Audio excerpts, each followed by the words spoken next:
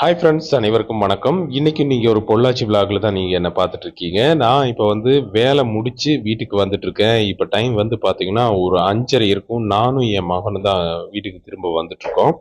வர்ற வழியில் பார்த்தீங்கன்னா இங்கே புளிய மரத்துல புளி எல்லாம் அடிச்சிட்டு இருந்தாங்க.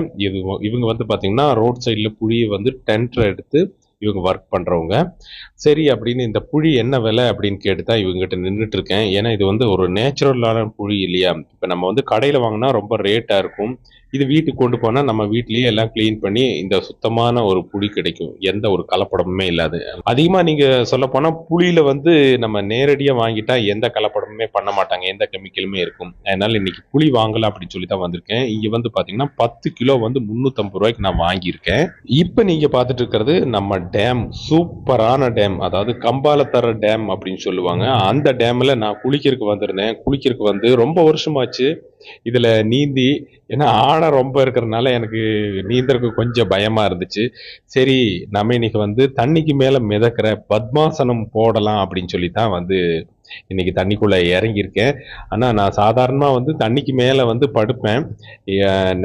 பிராக்டிஸ் இல்லாதனால கொஞ்சம் சிரமமா இருக்கேன்னு ரொம்ப வருஷத்துக்கு அப்புறம் இன்னைக்கு தான் வந்து தண்ணிக்குள்ள பத்மாசனம் போடுறேன். பாருங்க, சாதாரணமா படுத்தாலே தண்ணிக்கு மேல மிதக்கலாம். ஒரு சாதாரண இது என்ன அப்படின்னு பாத்தீங்கன்னா ஒரு பலூன்னே வச்சுக்கோங்களேன். ஒரு பலூன் மிதக்கிற மாதிரின்னு கூட சொல்லலாம். இப்ப பலூன்ல ஃபுல்லா வந்து காத்து நிறைச்சிட்டா பலூன் மேல மிதக்கும் இல்லையா? அந்த மாதிரி தான். நானா நம்ம வந்து ஃபர்ஸ்டா ப்ராக்டிஸ் பண்ணும்போது நல்லா ஃபுல்லா மூச்சை உள்ள இழுத்து நிறுத்தினா தான் நம்ம வந்து மேல மிதப்போம். இந்த மாதிரி வந்து நீங்களுமே பண்ணலாம். ரொம்பவுமே ஒன்றும் ரிஸ்க் கிடையாது. நீங்களும் முயற்சி பண்ணா இந்த மாதிரி நடக்கும். அதுக்கப்புறமா நான் வந்து ஃபர்ஸ்ட் நாள் ஒரு நாள் நைட்டு காட்டியிருந்த பாருங்க இந்த ஊஞ்சல், அந்த இடத்துல வந்து ஃபுல்லா தண்ணி வந்துருச்சு. அந்த தண்ணி கிட்ட தான் வந்து சரி ஆதர்ஷ் வந்து ஒரு பாட்டு சீன் போடணும் அப்படின்னு கேட்டிருந்தான். அதுக்காக சரி நீ ஊஞ்சல் ஆடு, நான் வீடியோ எடுக்கிறேன்னு சொல்லி அந்த இடத்துல நாங்க ஒரு 2, 3 சீன் எடுத்திருந்தோம். ரொம்பவுமே ஒரு அழகான டேமு. இந்த டேம்ல இப்ப வந்து பாத்தீங்கன்னா முதல்ல எல்லாம் வந்து யாரும் வரமாட்டாங்க. இப்ப வந்து அதிகமா வந்து டூரிஸ்ட் எல்லாருமே வர்றாங்க. இப்ப இந்த டேம் கொஞ்சம் ஃபேமஸா இருக்கிறதுனால இப்ப கேரளா, தமிழ்நாட்டுல இருந்தாலும் வந்து நிறைய பேர் வந்து அதாவது போட்டோ ஷூட்டுக்காகவும் வர்றாங்க. சின்ன ஷார்ட் ஃபிலிம் எல்லாம் எடுக்கிறதுக்காகவும், அதே மாதிரி சினிமா ஃபியூச்சர் ஃபிலிம் எடுக்கிறதுக்கும் நிறைய பேர் வர்றாங்க. ஏன்னா வித்தியாசமான இடங்கள்ல வச்சு அந்த கேமரா வச்சு ஷூட் பண்ணும்போது நமக்கு அந்த இடம் தெரியாது. இப்ப நீங்க இப்ப பார்த்துட்டு இருக்கிறதே வந்து பாத்தீங்கன்னா எவ்வளவு ஒரு அழகான லொகேஷன் அப்படிங்கிறது உங்களுக்கு தெரியும். இந்த மாதிரி லொகேஷன் வந்து எல்லா பக்கமுமே கிடைக்காது. ஒரு சில பக்கம் மட்டும்தான் கிடைக்கும். அதனால அவங்க இந்த இடத்துல சூஸ் பண்ணி தான் இந்த இடத்துக்கு வர்றாங்க. நீங்க அதையே தான் நீங்க இப்ப பாக்குறீங்க. இப்ப நான் வந்து ஒரு நாள் என்னெல்லாம் பண்ணணும், எங்கெல்லாம் போகணும் அப்படிங்கறத தான் நம்ம இப்ப டெய்லி வீடியோ எடுத்து போட்டுட்டு இருக்கோம். ஓகே, நான் இப்ப குளிச்சு எல்லாம் முடிச்சிட்டோம். குளிச்சு முடிச்சு நாங்க கிளம்புறதுக்கு ரெடி ஆயிட்டேன். நம்ம ஹேர் ஸ்டைல் எல்லாம் ரெடி பண்ணிட்டு இருக்கேன். ஏன்னா முன்னாடி முடியெல்லாம் போயிருச்சு. இருந்தாலும் அதையே வச்சு மெயின்டைன் பண்ணிட்டு இருக்கேன். இந்த இடம் வந்து பாத்தீங்கன்னா பொள்ளாச்சி அம்பராம்பாளையம் ஆறு. இந்த இடத்துல ஒரு ஷூட்டிங் நடந்துட்டு இருக்கு ஆத்துக்குள்ள. நான் வந்து அந்த ஷூட்டிங் பார்க்கலாம்னு சொல்லி ஆத்துலயே மேலேயே நடந்து ஒரு vlog மாதிரி பண்ணி எடுத்துட்டு இருக்கேன்.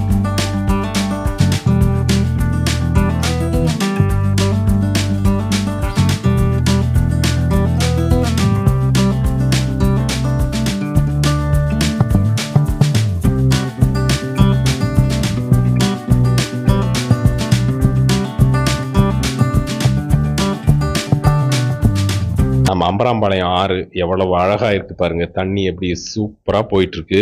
ரொம்பவுமே நல்ல ஒரு இடம் இந்த இடம். ஆனா குளிக்கிறது தான் கொஞ்சம் பார்த்து கவனமா குளிக்கணும் இந்த இடத்துல. இந்த ஷூட்டிங் வந்து பாத்தீங்கன்னா வெப் சீரிஸ் அப்படின்னு சொன்னாங்க. வெப் சீரிஸ் மாதிரி தெரியல. ஏன்னா இப்ப வந்து பாத்தீங்கன்னா ரோட்லயே வந்து 2 பஸ்ஸை நிறுத்தி வீடியோ எடுத்துட்டு இருக்காங்க. அதாவது ஷூட் பண்ணிட்டு இருக்காங்க.